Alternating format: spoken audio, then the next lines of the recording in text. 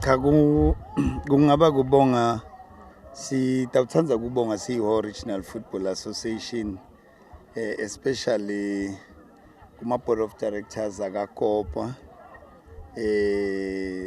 ne-management ne-staff ukuthi i-sponsorship ibone kukuhle ukuthi ingasponsorisha i-league yaLaSpiki. Lama teams laqhamuka lakha le league yaseSpiki aqhamuka vele cishe dudane naleli damu shothi bomakhelwane kuleli damu lelikhulu lakaMaguga.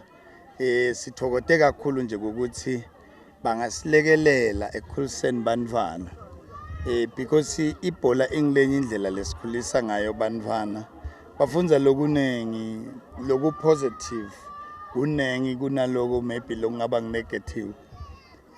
Sibuka ke naloko ukuthi bayahlanyela kulabantwana i-talent umntwana angagcina tiphilisile ngaso sona le sport lesebhola. So sithokote kakhulu nje kuKopa ukuthi ikubone kukuhle ukuthi ingathi ku social investment yayo isponsorisha ibhola. Siyathemba nje ukuthi batochubeka because vele sive nje saLaSpiki bese singihlebela singicela ukuthi uchairman kungathi ngiboke laba labangaba yi-league laba batothi khumbuta njalo laba lidamu ngeke lihambe nanoma anginini tabe solo kulikhona lokho ke sawusese kuvetafuleni but nje sibonga kakhulu siyathemba ukuthi nesive sitawuhlonipha kongiwa kwemanti ngendlela maybe labakaKopa labafise ukuthi bende ngako. Siyathi ke ukuthi kunema objectives aleli damu ngiyathemba nje sive sitati aligna nawo si-adopte kuwo lawo ma-objectives lawo kuze kuthi sihlale in harmony with leli damu la kulendzawo yaseSpiki.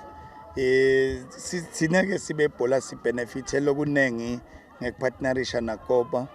The competitiveness of the game I'm looking at the referees. This one laba rafela nje le final I can assure you it's a matter of time but baka Premier League which is a progression, it's a career progression yabo kulelo zinga. And sibuka nebadlali nje lithalenta siyathemba ukuthi sitababona abadlala emathimini lamakhulu.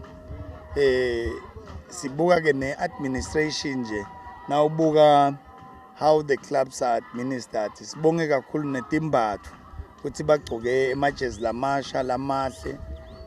Ngibona nje lekusikhutita ukuthi sibe bhola lakaholo ukuthi siyayibona lengqubekela phambili sikusitwa ngibo ke bakaKopa. Sibonga kakhulu.